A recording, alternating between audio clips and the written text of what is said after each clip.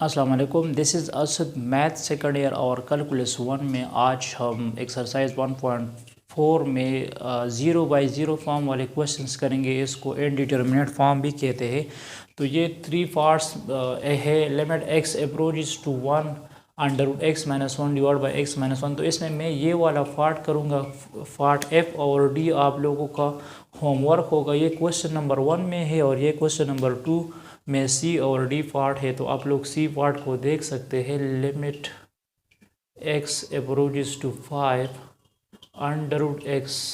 √5 divide by x-5।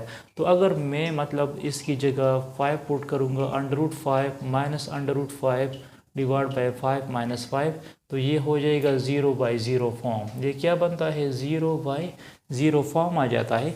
तो मैं क्या करूँगा, मैं इसकी रेशनलाइजेशंस करूँगा। मैं इसके साथ मल्टीप्लाइड करूँगा, multiplying and dividing √x plus √5।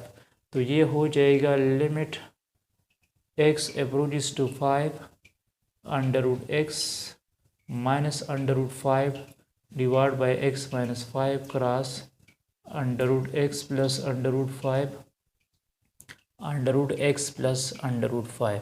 तो अपर टर्म के साथ अपर टर्म मल्टीप्लाइड करो। Limit x approaches to 5 √x, ये √s इस √x के साथ मल्टीप्लाइड करो तो √x होल स्क्वायर हो जाएगा। माइनस प्लस के साथ तो माइनस, ये हो जाएगा √5 whole square divide by x-5 और ये हो जाएगा √x प्लस √5।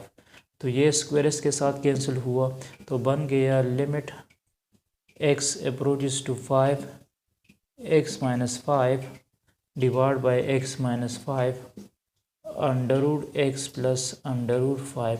तो ये दोनों टर्म्स कैंसिल हुए तो क्या बना? Limit x approaches to 5 1 divide by √x plus √5।